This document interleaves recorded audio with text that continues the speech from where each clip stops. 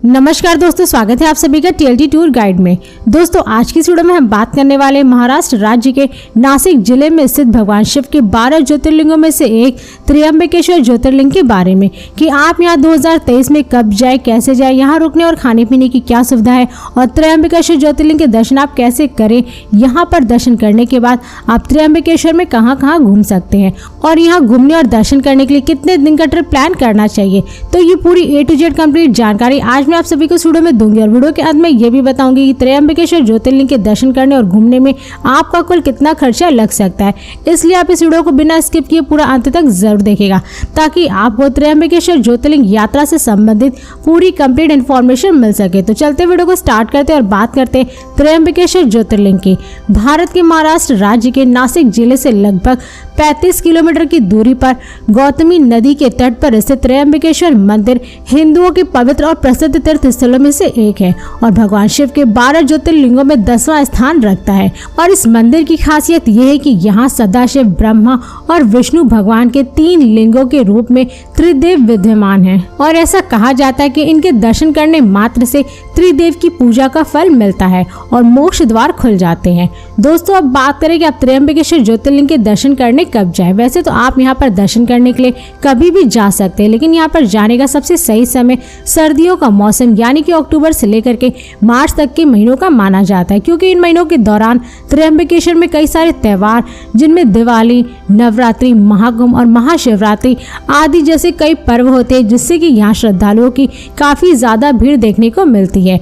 इसके अलावा सावन माह में भी यहाँ पर दर्शन करने और जलाभिषेक करने के लिए बहुत सारे श्रद्धालु बड़े ही दूर दूर से नासिक के त्र्यंबकेश्वर मंदिर तक पहुँचते हैं और भगवान शिव के ज्योतिर्लिंग के दर्शन कर जलाभिषेक करते हैं। और इन सब के अलावा यहाँ लोकल भीड़ हर सोमवार के दिन देखने को मिलती है, मगर ये आपके ऊपर डिपेंड करता है कि आप त्र्यंबकेश्वर ज्योतिर्लिंग के दर्शन कब करना चाहते हैं। दोस्तों अब बात करें कि आप त्र्यंबकेश्वर ज्योतिर्लिंग कैसे पहुंचे। वैसे तो आप यहाँ पे बाई ट्रेन, बाई प्लेन और बाई बस बड़े ही आराम से पहुंच सकते हैं। दोस्तों यदि आप त्र्यंबकेश्वर ट्रेन से जा रहे हैं तो यहाँ का निकटतम रेलवे स्टेशन नासिक रोड है, जो कि देश के हर एक शहरों के रेलवे स्टेशनों से काफी अच्छी तरीके से जुड़ा हुआ है, जिनके जरिए आप देश के किसी भी हिस्से से ट्रेन पकड़ करके नासिक रोड तक पहुंच सकते हैं। और नासिक रेलवे स्टेशन से त्र्यंबकेश्वर टेम्पल की दूरी लगभग 38 किलोमीटर है, जिसे आप बाई बस या रिजर्व टैक्सी के थ्रू पूरा करके त्र्यंबकेश्वर मंदिर तक पहुंच सकते हैं। लेकिन आपको नासिक रेलवे स्टेशन से लगभग 7 किलोमीटर की दूरी पर नासिक के बस स्टैंड तक पहुंचना होता है, क्योंकि इस बस स्टैंड से आपको त्र्यंबकेश्वर ज्योतिर्लिंग के लिए डायरेक्ट बस की सुविधा मिल जाएगी। इसलिए अगर आप इस बस स्टैंड से त्र्यंबकेश्वर ज्योतिर्लिंग के लिए बस लेते हैं तो उसका चार्ज लगभग 50 से 60 रुपए पर पर्सन होता है, और वहीं अगर आप रिजर्व टैक्सी लेते हैं तो उसका चार्ज लगभग 800 से 900 रुपए तक होता है। और यदि आप त्र्यंबकेश्वर ज्योतिर्लिंग के दर्शन करने के लिए फ्लाइट से जा रहे हैं तो यहाँ का निकटतम एयरपोर्ट नासिक का इंटरनेशनल एयरपोर्ट है, जो कि देश के कई शहरों के एयरपोर्टों से काफी अच्छी तरीके से एयरलाइंस द्वारा जुड़ा हुआ है। और इस एयरपोर्ट से त्र्यंबकेश्वर टेम्पल की दूरी लगभग 56 किलोमीटर है, जिससे आप बस या शेयरिंग टैक्सी से पूरा करके त्र्यंबकेश्वर मंदिर तक पहुंच सकते हैं। अगर आप इस एयरपोर्ट के बाहर से त्र्यंबकेश्वर के लिए बस लेते तो उसका चार्ज लगभग 60 से 70 रुपए पर पर्सन होता है, और वहीं अगर आप शेयरिंग टैक्सी लेते तो उसका चार्ज लगभग 150 से 200 रुपए तक होता है। इसके अलावा अगर आपको नासिक इंटरनेशनल एयरपोर्ट के लिए फ्लाइट की सुविधा ना मिले तो आप मुंबई में स्थित छत्रपति शिवाजी एयरपोर्ट के लिए भी फ्लाइट की सुविधा ले सकते हैं, क्योंकि यह एयरपोर्ट भी देश के विभिन्न शहरों और राज्यों के एयरपोर्टों से काफी अच्छी तरीके से एयरलाइंस द्वारा जुड़ा हुआ है।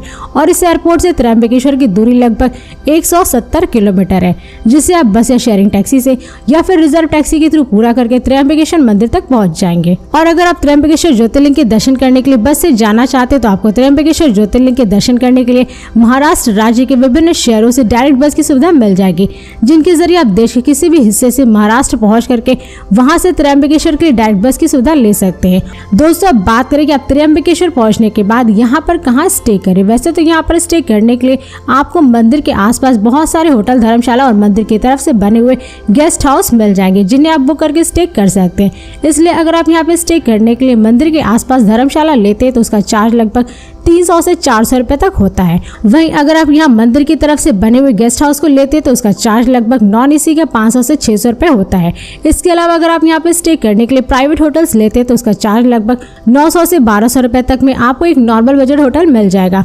मगर ये आपके ऊपर डिपेंड करता है कि आप त्र्यंबकेश्वर में स्टे करने के लिए इन तीनों में से किसकी सुविधा लेते हैं। दोस्तों अब बात करें कि यहाँ पर खाने पीने की क्या सुविधा है। वैसे तो यहाँ पे भोजन करने के लिए श्री गजानन महाराज का भोजनालय चलता है, जहाँ पर आप लगभग 50 रुपए का टिकट कटा करके भरपेट भोजन कर सकते हैं। इसके अलावा अगर आप यहाँ पर भोजन नहीं करना चाहते तो आप त्र्यंबकेश्वर बस स्टैंड के पास में बहुत सारे होटल, रेस्टोरेंट और स्ट्रीट फूड वाले देखने को मिल जाएंगे, जहाँ पर आप जा करके लगभग 150 से 200 रुपए में पर प्लेट भोजन कर सकते हैं। और यदि आप किसी और जगह का ऑनलाइन टिकट बुक करना चाहते हैं तो मैंने डिस्क्रिप्शन में अच्छी साइट्स का लिंक दे दिया है, जिसकी मदद से आप सस्ती से सस्ती प्राइस में बस, होटल, ट्रेन, प्लेन और टूर पैकेजेस को बुक कर सकते हैं। दोस्तों अब बात करें कि आप त्र्यंबकेश्वर ज्योतिर्लिंग के दर्शन कैसे करें। वैसे तो यहाँ पर दर्शन करने से पहले कुशावर्त तीर्थ में स्नान करना होता है और इस कुंड में गोदावरी नदी का स्रोत मिलता है। पुराणों के अनुसार ऐसा माना जाता है कि कुशावर्त कुंड में स्नान करने से जाने अनजाने में किए गए सभी पापों से मुक्ति मिलती है। इसलिए यहाँ पर सभी श्रद्धालु स्नान करने के बाद ही त्र्यंबकेश्वर ज्योतिर्लिंग के दर्शन करने के लिए निकलते हैं। और आप जब मंदिर के मुख्य द्वार पर पहुंच जाएंगे तो आपको यहीं पर लॉकर रूम देखने को मिलेगा, जहां पर आप अपने सामान, जूता, चप्पल, मोबाइल, कैमरा, बैग आदि जैसे सामानों को वहां पर बने लॉकर में टोकन कटाकर रख सकते हैं, क्योंकि इन सभी सामानों को मंदिर के अंदर ले जाना वर्जित है। इसलिए आप इन सामानों को रख करके वहां पर बने रेलिंग में लाइन में लगा करके हर हर महादेव का नारा लगाते हुए आप मंदिर के गर्भ तक पहुंच जाएंगे। और फिर यहाँ पर आप अपनी मनोकामनाएं मांगे, मत्थे टेके और महादेव जी के इस ज्योतिर्लिंग के आप दर्शन करते हुए मंदिर से बाहर निकल जाएं। और हाँ दोस्तों, यहाँ पर आप ज्योतिर्लिंग के दर्शन स्पर्श करके नहीं कर सकते, क्योंकि इनके दर्शन आपको कुछ दूर से ही करना होता है। इसके अलावा अगर आप त्र्यंबकेश्वर ज्योतिर्लिंग के दर्शन स्पर्श करके करना चाहते तो केवल पुरुषों को ही यहाँ पर स्पर्श दर्शन सुबह 6 बजे से 7 बजे तक ही मिलता है। और दोस्तों अगर आप यहाँ पर VIP दर्शन करना चाहते तो उसके लिए आपको लगभग 200 रुपए का शुल्क भी देना होता है, जिसमें टिकट काउंटर पर आप जा करके VIP टिकट ले करके त्र्यंबकेश्वर मंदिर के दर्शन आधे घंटे के अंदर कर सकते हैं।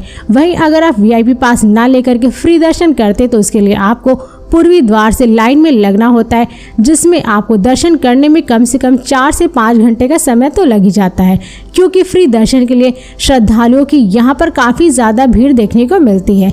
इसके साथ ही अगर आप यहाँ पर त्र्यंबकेश्वर ज्योतिर्लिंग के दर्शन करने के लिए सावन माह में जाते तो सावन माह में भी यहाँ पर काफ़ी संख्या में श्रद्धालु भगवान शिव जी के इस ज्योतिर्लिंग के दर्शन करने और जलाभिषेक करने के लिए आते हैं, जिसमें आपको दर्शन करने में लगभग 6 से 7 घंटे का समय भी लग सकता है। इसके अलावा यहाँ पर महाशिवरात्रि और सोमवार के दिन भी काफी ज्यादा भीड़ देखने को मिलती है, लेकिन नॉर्मल दिनों में सोमवार के दिन यहाँ पर लोकल लोगों के दर्शन करने के लिए ज्यादा भीड़ देखने को मिलती है।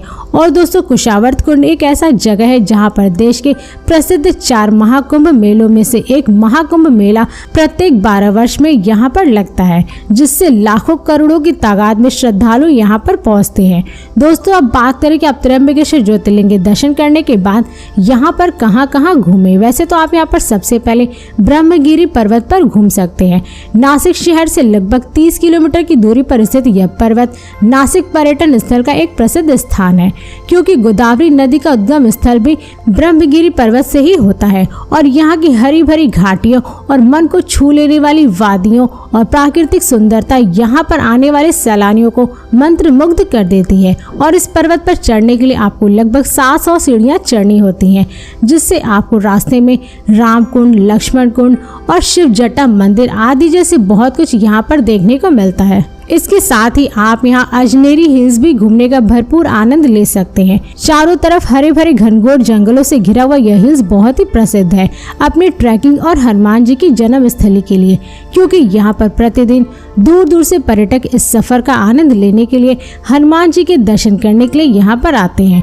और इसी के साथ ही साथ आप यहाँ दर्शन करने के बाद प्राकृतिक सौंदर्यता का अद्भुत नज़ारा भी देख सकते हैं। इसी के साथ ही आप यहाँ सीता गुफा भी घूम सकते हैं, सकते हैं। इस गुफा के अंदर जाने का रास्ता काफी ज्यादा सकरा है, जिसकी वजह से श्रद्धालुओं को इस गुफा में जाने के लिए अपनी बारी आने का इंतजार करना पड़ता है, क्योंकि इसमें प्रवेश द्वार से बैठ करके अंदर जाना पड़ता है। और इस प्राचीन गुफा के अंदर भगवान श्री राम, माता जानकी और लक्ष्मण जी की प्रतिमा स्थापित की गई है, जिनके दर्शन करने के लिए लोग यहाँ पर आते हैं। और इसी गुफा के भीतर एक प्राचीन शिवलिंग भी मौजूद है, जिनके दर्शन आप सभी को जरूर करना चाहिए। इसके साथ ही साथ आप यहाँ पंचवटी तपोवन भी देख सकते हैं। पंचवटी नासिक में गोदावरी नदी के तट पर स्थित माता सीता का हरण स्थल है और यहाँ पर रामायण काल में भगवान राम, माता सीता और लक्ष्मण जी ने अपने वनवास काल के कुछ समय पंचवटी में बिताया था, जिससे कि यहाँ पर भारी संख्या में भक्तगण भक्ति भाव से दूर दूर से पंचवटी धाम में दर्शन करने के लिए पहुँचते हैं। और दोस्तों, तपोवन में लक्ष्मण जी का शेषनाग अवतार के रूप में एक मंदिर भी है, जो कि काफी ज्यादा शानदार है, इसलिए आप यहाँ भी दर्शन करने जरूर जाएं। इसी के साथ ही आप यहाँ सप्तश्रृंगी देवी के दर्शन कर सकते हैं। इस मंदिर परिसर तक पहुँचने के लिए दो ऑप्शन है। पहला ये कि आप लगभग 510 सीढ़ियों से चढ़ करके पैदल यात्रा कर सकते हैं, और दूसरा ये कि आप रोपवे के द्वारा बड़ी ही आसानी से पहुँच सकते हैं। और नवरात्रि के समय में यहाँ पर लाखों की तादाद में श्रद्धालु बड़े ही भक्ति भाव से देवी माँ के दर्शन करने के लिए पहुँचते हैं। इसी के साथ ही आप यहाँ सुलभ वाइन यार्ड भी घूमने का भरपूर मजा ले सकते हैं। यह वाइन यार्ड नासिक में लगभग 160 एकड़ के क्षेत्र में फैला हुआ बहुत ही आकर्षक जगह है, क्योंकि यह वाइनरी स्थानीय नासिक जिले और डिंडोरे में पैदा होने वाले अंगूर से शराब का उत्पादन करता है, जिसे देखने के लिए पर्यटकों की यहाँ पर भारी संख्या में भीड़ इकट्ठा होती है। इसलिए आप जब भी नासिक जाएं तो यहाँ पर घूमने जरूर जाएं। दोस्तों, और भी ऐसे कई सारी जगह है यहाँ जहाँ पर आप सभी घूमने का भरपूर मजा ले सकते हैं, जिनमें Dudhsagar waterfall, Harihar fort, Shri Someshwar Mahadev temple, Ashoka waterfall आदि जैसे नासिक के पर्यटन स्थल है। दोस्तों, अब बात करें कि आपका त्र्यंबकेश्वर में घूमने और दर्शन करने में कुल कितना खर्चा लग सकता है। वैसे तो अगर आप त्र्यंबकेश्वर में घूमने और दर्शन करने के लिए 2 डे 1 नाइट का ट्रिप प्लान करते तो उसमें आपका कुल खर्चा लगभग 4000 से 5000 रुपए तक लग सकता है। मगर ये सारे खर्चे आपके ऊपर ही डिपेंड करते हैं, क्योंकि आप त्र्यंबकेश्वर में कहाँ कहाँ घूमेंगे, क्या क्या खरीदेंगे और यहाँ पर कितने दिन का ट्रिप प्लान करेंगे। त्र्यंबकेश्वर में आप किस राज्य और शहर से जा रहे हैं और यहाँ पर रुकने के लिए आप किस टाइप का होटल लेते हैं, तो ये सारे खर्चे आपके ऊपर ही डिपेंड करते हैं। दोस्तों, इस वीडियो को अब यहीं पर समाप्त करते हैं, और यदि ये वीडियो आप सभी को पसंद आई तो इस वीडियो को लाइक करें और चैनल को सब्सक्राइब जरूर करें। इसके साथ ही बेल आइकन जरूर दबाएं, ताकि ऐसी मेरी नई नई वीडियोस आपके पास सबसे पहले पहुंचे। तो फिर मिलते हैं नेक्स्ट वीडियो में। धन्यवाद।